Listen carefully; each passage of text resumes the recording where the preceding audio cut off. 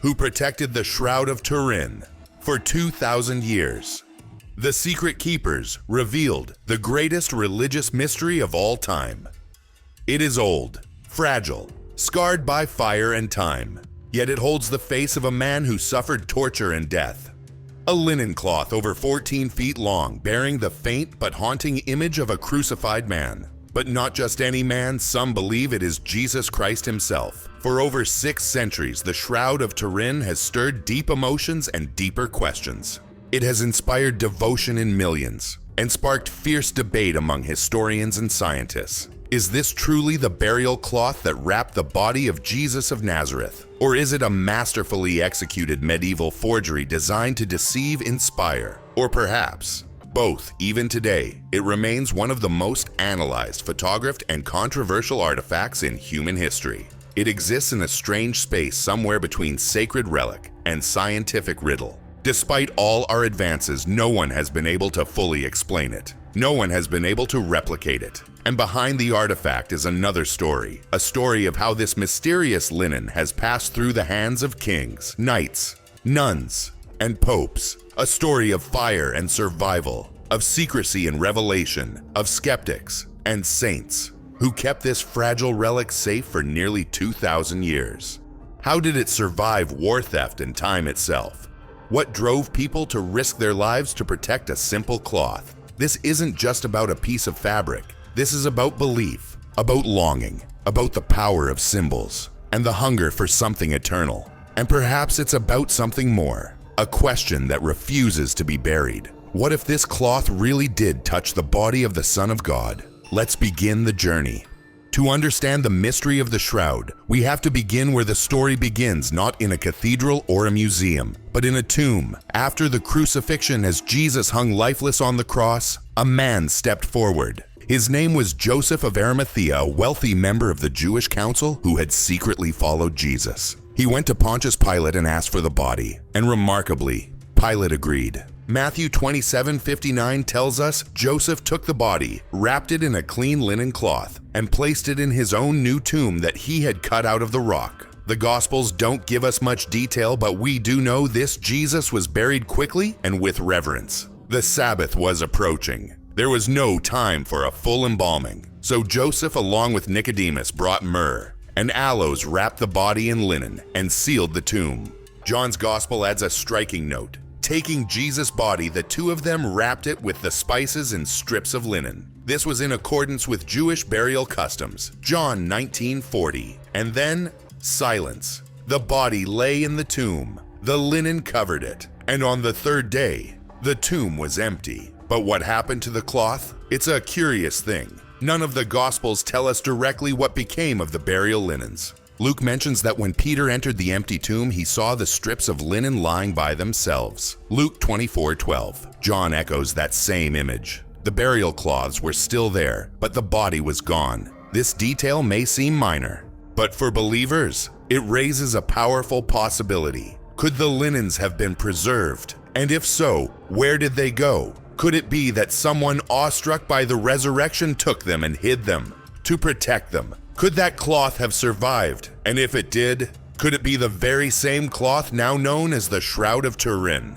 The trail from here goes dark for over 1,000 years. But the seed is planted. The Gospels tell us Jesus was buried in linen, and that linen was left behind in a now empty tomb. That is the origin of the mystery, and it is only the beginning. And then for more than 1,000 years, nothing. No church council mentioned it. No Roman record kept it. The apostles never speak of it again. The early church fathers, men who wrote passionately about even the smallest relics of Christ, are completely silent. It's as if the burial cloth vanished from the face of history. For centuries, the trail goes cold. But then, in a distant city called Edessa, in what is now southeastern Turkey, a strange rumor began to circulate. It was said that the city possessed a holy relic. Not a bone, not a cross, but a cloth bearing the face of Jesus Christ. They called it the Mandilion. According to legend, this cloth wasn't made by human hands. It was said to have been created miraculously, a divine image imprinted onto fabric. Some claimed it was sent by Jesus himself to King Abgar V, a local ruler who had written to Jesus seeking healing. The story goes that Jesus, in response, sent the cloth and a blessing. Edessa treasured it. When the city was threatened by war, the mandolin was hidden inside a wall to protect it, and there it remained for generations, forgotten, until the year 525 AD. A devastating flood struck Edessa. As workers repaired the damage, they discovered something behind the city walls. A folded cloth with an image of a man's face. It was brought out with great reverence. Edessa rejoiced. For them, it wasn't just a relic, it was a sign, proof of the divine. They displayed it, prayed before it, defended it. But here's where things become even more mysterious. Some scholars believe the mandolion wasn't just a face cloth. They propose it was the Shroud of Turin itself, carefully folded into eighths, so that only the face was visible. When folded in that exact way, the shroud's facial image aligns perfectly with ancient descriptions of the mandolion. Coincidence or concealed truth? In the 10th century, the Byzantine Empire brought the mandolion to Constantinople, the jewel of the Christian world. It was housed in the royal chapel and became the object of imperial devotion, until disaster struck again. In 1204, during the Fourth Crusade, Western knights sacked Constantinople. Amid the chaos, many sacred treasures vanished, including the mandolion. Some say it was stolen, others smuggled out. But whatever happened, the cloth was never seen in Constantinople again. And once again, it disappeared from history. But not forever. Roughly 150 years later, a new cloth bearing a full-body image of a crucified man would suddenly appear in France. Was it the same relic? Was it the mandolion finally unfolded? Or was it something entirely different? We don't know. But this much is certain. From the silence of 13 centuries, the shroud would re-emerge and it would change everything. France, 1354. A shocking revelation.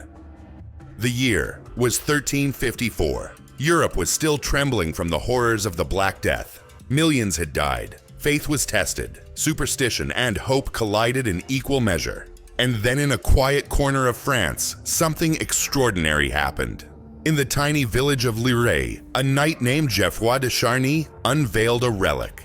A piece of linen, but not just any linen. It showed the faint yet unmistakable image of a man wounded, bloodied, crucified. Not painted, not drawn, but somehow imprinted, front and back, head to feet, as if the body had once been laid inside it, wrapped and then risen. De Charny was no ordinary man.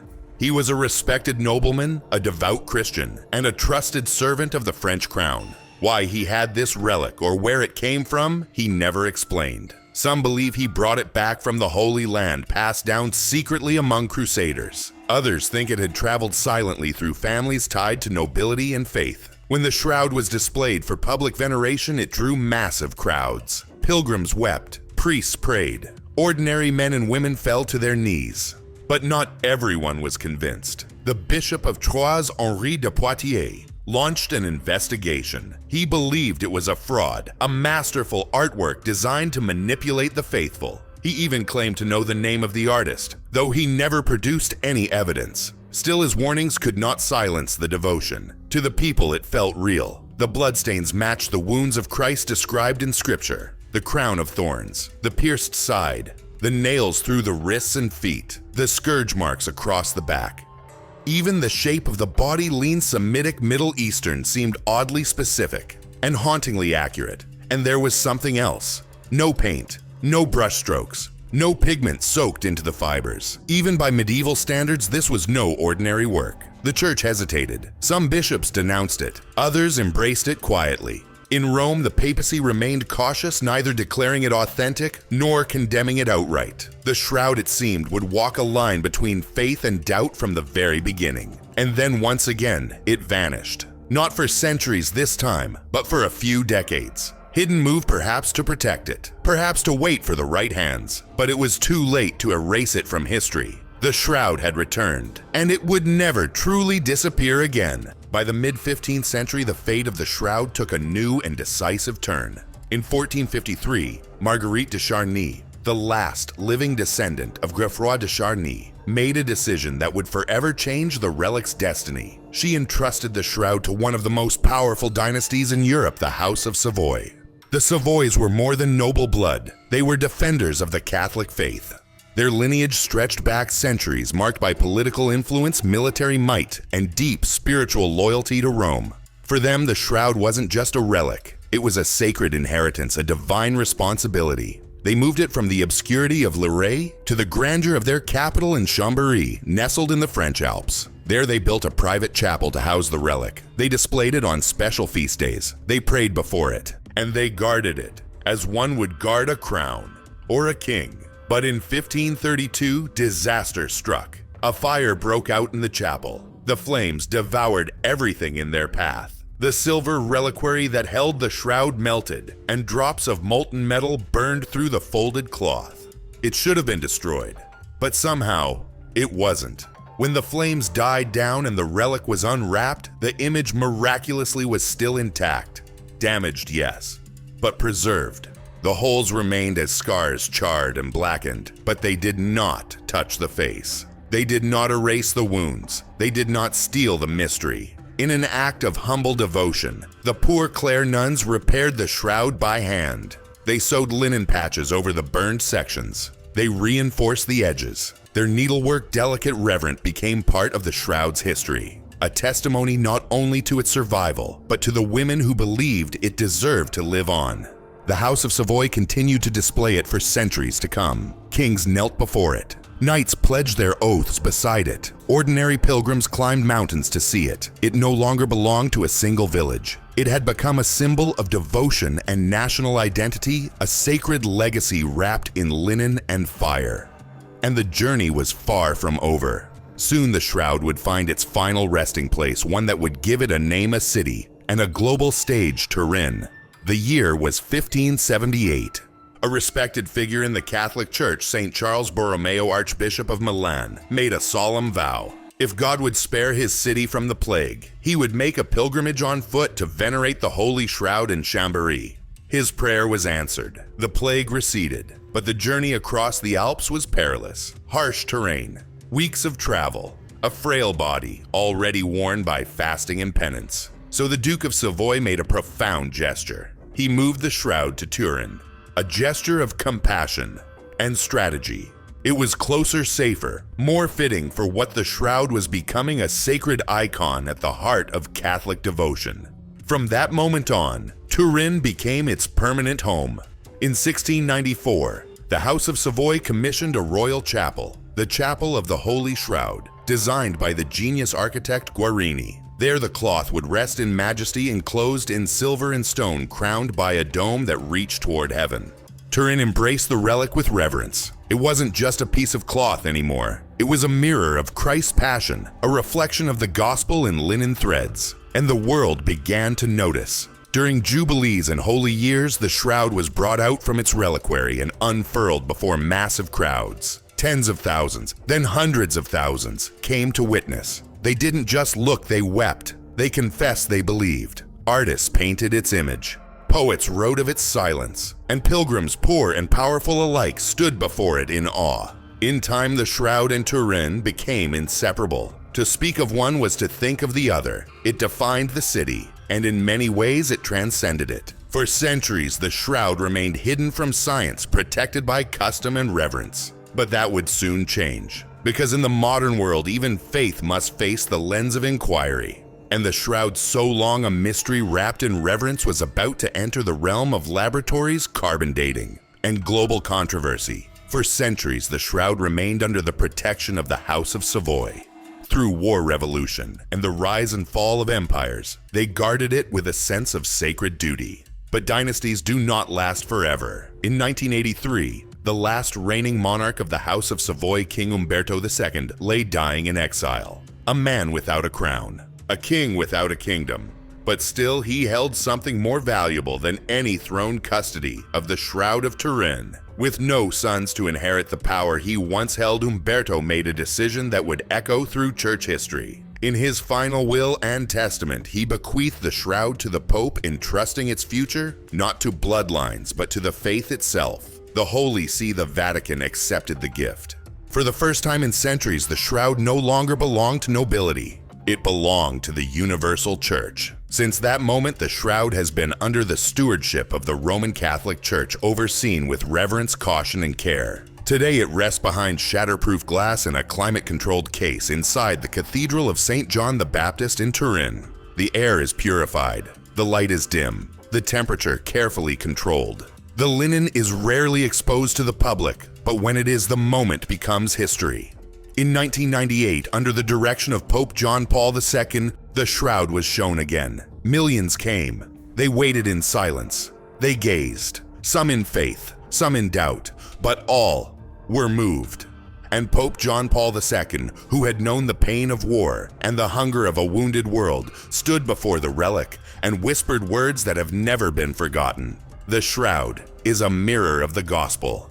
If we approach it with faith, it speaks to our hearts and urges us to follow the example of him who gave himself for us. Since then, every public display has drawn waves of pilgrims. Some come seeking miracles, others come seeking truth. Many come simply to stand in the presence of mystery. Though the church has never officially declared the shroud to be the authentic burial cloth of Jesus, it treats the relic with profound respect. Not as proof, but as a symbol, a sign that points beyond itself. In the eyes of the faithful, it is more than an artifact. It is a silent witness to suffering, a canvas of sacrifice, a veil between history and eternity. And in giving it to the Church King, Umberto ensured that its care would no longer depend on monarchs or war or wealth, only on faith. By the late 20th century, mystery was no longer enough. The world had changed. Faith still moved hearts, but science demanded answers. And so in 1988, the Vatican took an unprecedented step. They permitted a team of scientists to perform radiocarbon dating on the shroud. It was the moment both believers and skeptics had waited for. Years of research, debates, and speculation had led to this single test. A small piece cut from a corner of the cloth no larger than a postage stamp was sent to 3 independent laboratories in Oxford, Zurich, and Arizona. The results arrived, and the world was stunned.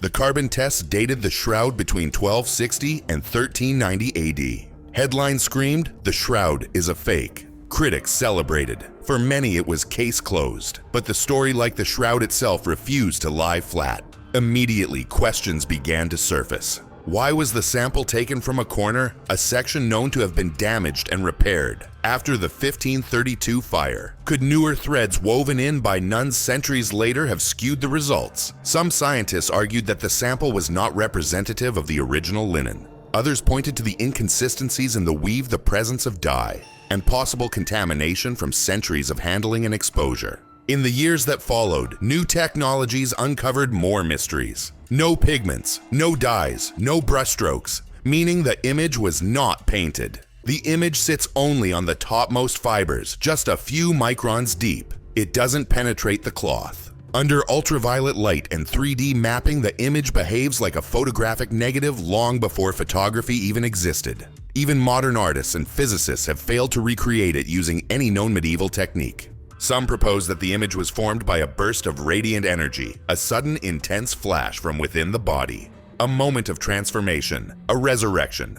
Others dismissed it as a natural chemical reaction, decomposition, heat, pressure. But no theory, no matter how technical or elegant, has ever fully explained it. The shroud became the most studied artifact in human history. Physicists, chemists, historians, forensic pathologists, even NASA engineers. Each brought their expertise and left with more questions than answers. And so the battle lines were drawn not between science and faith, but within science itself. One side insists the carbon dating speaks. The shroud is a medieval creation. End of story. The other side replies, then why can't we recreate it? Why can't we explain it? Why does it defy every test we throw at it? In this clash, something remarkable happened. The shroud didn't lose its power. It gained it. Because now even those who doubted began to wonder not just what it is, but how it is. What kind of relic survives 2 millennia of history yet still baffles the most advanced minds of our time?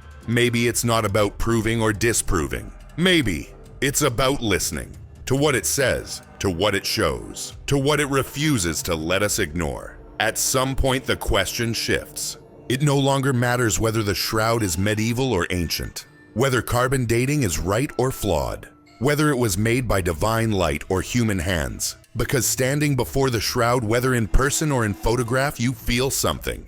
You're not just looking at linen. You're looking at a story written in blood and silence. A man, beaten, scourged, crowned with thorns, his wrists pierced, his feet nailed, his side opened, a lifeless body curled in rigor and agony, and yet on his face peace. Who is he? He bears every wound described in the Gospels, but he says nothing. No accusation, no defense, only presence. The shroud doesn't shout, it whispers, and what it whispers is not evidence. It is invitation, not to prove, but to ponder, not to debate, but to draw near. For countless believers, the shroud has become more than a relic. It is a window into the suffering of Christ, into the love that bleeds, into the silence that saves. In a world addicted to certainty, the shroud remains gloriously unresolved, not because it lacks meaning, but because it refuses to be reduced. It transcends the tools of science and the arguments of skeptics. It lives in a realm where wounds speak louder than words, where mystery is not a problem to solve, but a presence to revere. And that perhaps is its greatest power. It does not ask you to believe blindly. It asks you to stand still, to gaze, to listen, to feel the weight of love carried on cloth. Because whether it wrapped the body of Jesus or not, it reveals him in pain, in humility, in stillness, and in glory. So here we are, 2,000 years of silent scars speculation, and still the shroud remains. It has passed through the hands of warriors, kings, and popes. It has survived fire flood skepticism and scientific scrutiny.